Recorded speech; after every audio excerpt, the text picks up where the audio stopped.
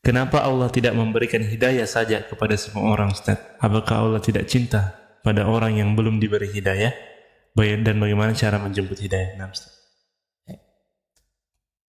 Bismillah, alhamdulillah, wassalatu wassalamu ala rasulillah, wa ba'd. Kepada Ibu Sundari yang telah bertanya, terima kasih. Kenapa Allah subhanahu wa ta'ala tidak memberikan hidayah kepada semua orang saja, tetapi ada di antara mereka yang diberikan hidayah dan ada yang di antara mereka tidak mendapatkan hidayah Allah subhanahu wa ta'ala. Di dalam Al-Quran disebutkan bahwasanya sekiranya Allah subhanahu wa ta'ala inginkan, maka dia akan menjadikan semua orang adalah orang yang mendapatkan hidayah. Tetapi Allah tidak menginginkan itu. Kenapa? Karena Allah ingin melihat perjuangan di antara hamba-hambanya. Maka Allah menguji mereka. Dan untuk itulah Allah subhanahu wa ta'ala menciptakan umat manusia. Barangkali kita selalu mendengarkan ayat Allah subhanahu wa ta'ala dalam Al-Quran surat Ad-Dhariyat. Wa ma khalaqtul jinna wal insa illa liya'budun. Dan tidaklah aku menciptakan jin dan manusia kecuali agar mereka beribadah kepada Allah subhanahu wa ta'ala. Dan kita semua ketahui bahwa inti dari penciptaan manusia adalah untuk beribadah kepada Allah subhanahu wa ta'ala. Tetapi sebenarnya bukan hanya itu. Salah satu dari tujuan Allah menciptakan umat manusia adalah lil ibtila, agar Allah subhanahu wa ta'ala menguji mereka. Lil ibtila, agar Allah subhanahu wa ta'ala menguji mereka. Jadi tujuan kita diciptakan Allah subhanahu wa ta'ala adalah selain untuk beribadah, agar Allah menguji kita. Siapa di antara hambanya yang beriman kepada Allah subhanahu wa ta'ala. Apabila Allah menjadikan semua hamba ini menjadi hamba yang beriman, maka mungkin Allah tidak membutuhkan manusia. Sebab malaikat telah ada sebelum kita. Dan malaikat seluruhnya adalah makhluk yang beriman kepada Allah subhanahu wa ta'ala.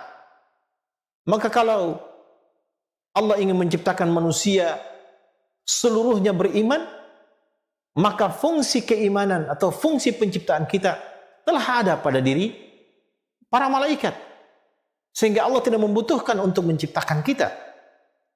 Tetapi Allah ingin melihat sebuah umat hamba yang berjuang untuk mendapatkan keridhaannya. Maka Allah ciptakan makhluk yang bernama manusia ini. Allah ciptakan makhluk yang bernama manusia agar Allah bisa melihat siapa di antara mereka yang bisa berjuang dan siapa di antara mereka yang tidak bisa mendapatkan keridhaan dari Allah subhanahu wa ta'ala. Nah, bagaimana kiat-kiat untuk mendapatkan hidayah? Hari ini kita telah beriman, maka sesungguhnya hidayah itu telah ada dalam diri kita. Hidayah telah ada. Kita sadar atau tidak sadar. Ibu suka atau tidak suka saat ini ibu telah beriman. Mungkin karena dilahirkan dari perut ibunda seorang muslimah. Tetapi kalau hidayah itu tidak dijaga, maka dia dapat dicabut oleh Allah subhanahu wa ta'ala. Nah, untuk itulah kita membutuhkan kiat-kiat agar hidayah ini tidak tercabut dari diri kita.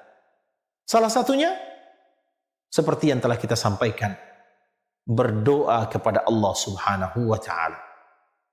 Mintalah doa, ihdinas siratal mustaqim. Allahumma inni as'alukal huda wassadad. Allahumma hdini wasaddidni. Doa-doa yang telah kita sebutkan tadi. Kemudian kita berusaha untuk melakukan amalan-amalan yang dengannya dapat menguatkan keimanan dan hidayah di dalam hati kita. Yaitu dengan ketaatan kepada Allah subhanahu wa ta'ala. Kata para ulama kita, iman yazidu wa yanqus, dapat bertambah dan dapat berkurang. Yazidu bit ta'ah wa yanqusu bil ma'asi.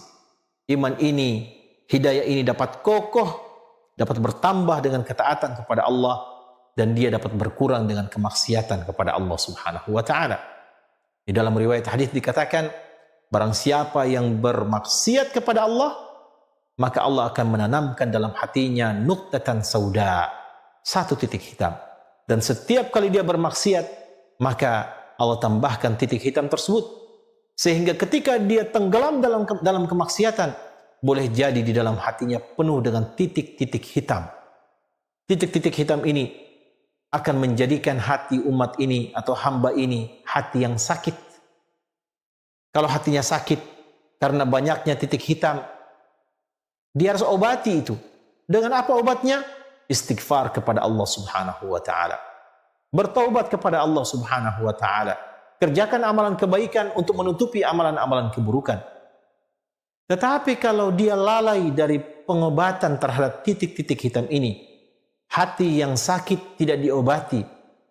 Ketika dia semakin hari semakin sakit, sampai rasa sakitnya mencapai titik kronis, maka dia akan menjadi hati yang mati.